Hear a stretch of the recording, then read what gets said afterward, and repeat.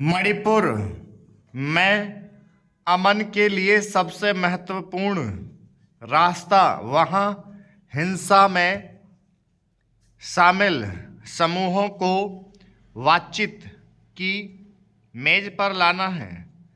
सरकार कहती तो रही है कि हिंसा फैलाने वाले समूहों से बातचीत कर समस्या का हल निकालने की कोशिश की जाएगी, मगर अब तक इस दिशा में कोई ठोस पहल नहीं हो सकी है।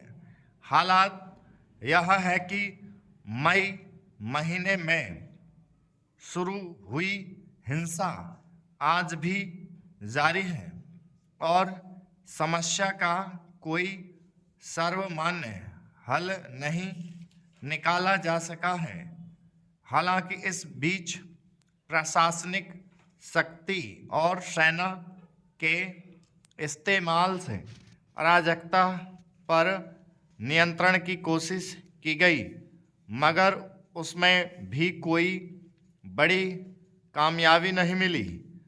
अब राज्य के मुख्यमंत्री का कहना है कि उनकी सरकार इम्फल घाटी के एक उग्रवादी समूह के साथ वार्ता कर रही है और जल्द ही शांति समझौते पर हस्ताक्षर किए जाएंगे।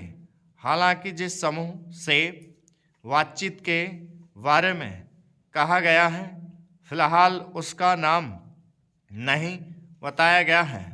सवाल है कि अगर सरकार इस ओर कदम बढ़ाती दिख रही है तो क्या किसी एक उग्रवादी समूह से बातचीत के जरिए समस्या का हल निकाला जा सकेगा। गौरतलब है कि मैतेई समुदाय को अनुसूचित जनजाति का दर्जा देने के प्रस्ताव से उठे विवाद के बाद जिस स्तर का विरोध शुरू हुआ था, उसने समूचे राज्य में व्यापक जातीय हिंसा की शक्ल ले ली। मैतेई और कुकी समुदाय के बीच जानलेवा टकराव के दौरान अब तक लगभग 200 लोगों की जान जा चुकी है। इसमें सरकार की सबसे बड़ी जिम्मेदारी यही थी कि मैतेई समुदाय को अगर अनुसूचित जनजाति का दर्जा देने को लेकर कोई विवाद है तो वह उसे पक्ष विपक्ष के संबंधित समुदायों के बीच संवाद के जरिए सुलझाए। मगर ऐसा लगता है कि इस मसले पर उठे टकराव के प्रतिधुंध और उसके बाद उपजी अराजकता को लेकर उदासीनता बरती गई। नतीजतन पिछले करीब 7 महीने से मणिपुर में हिंसा जारी है और आज भी कुकी समुदाय के लोगों को निशाना बनाकर हत्या की जाती है। जिस मसले का हल बातचीत से निकाला जा सकता था, उसके जटिल होने से नाहक हुई हिंसा में बहुत सारे लोग मारे गए, भारी पैमाने पर संपत्तियों को नुकसान पहुंचाया गया।